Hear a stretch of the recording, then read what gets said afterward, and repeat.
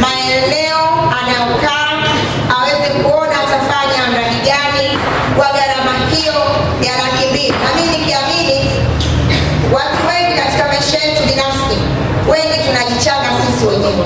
Lakini leo anatoka mtu kwa anakupatia $200,000 kwamba hebu anza hiki. Niliwapa kwa kubwa waweze kuangalia watafanya nini. Kata ya Ndevero inaenda kufanya nini, Ifuche inaenda kufanya nini, ili mgeni rasmi uweze kuona nini kinaenda kufanyika.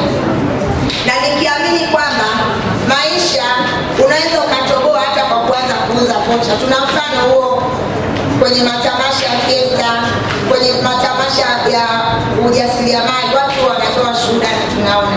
Kwa hiyo nikiamini kwa miradi hii mtaenda kufanya kitu ambacho kitakuwa na nguvu. Nashukuru wabunge wa viti maalum. Wanichukie wasinichukie, nasema ukweli, wabunge wa viti maalum wanafanya kazi katika mkoa huu. Mimi ni kuomba unapotembea wasemee wabunge wa viti maalum. Kwa Chama cha Mapinduzi tunashinda kwa kupitia wao. Madiwani wangu wa viti maalum wanafanya kazi kwa sababu tumewagalia maeneo.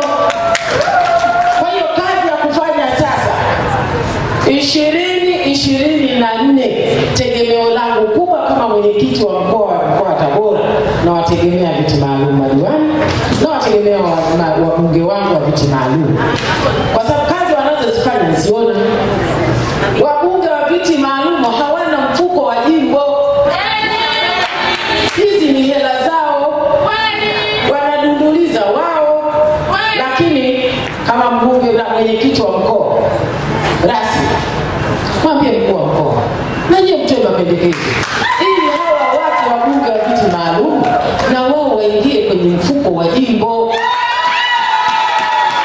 ili wanapogawa mfuko wa jimbo wanaopewa wabunge wa majimbo, na wao waweke ile ajenda zao ili wafikie wakina mama.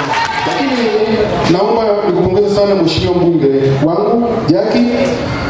Kwa kweli sijaona, yaani ni mmoja wapo wa wabunge ambao nimewaona wenye ubunifu wa hali ya juu.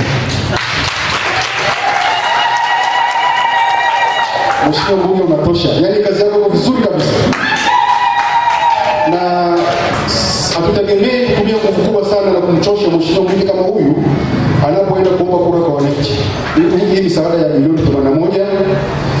Kwa mimi kaka yako, mimi binafsi, na kwa hiyo mshahara wangu ujao ukitoka nitakutolea milioni 1 hapa. Ili tuwe serious katika kuwatumikia wananchi wetu.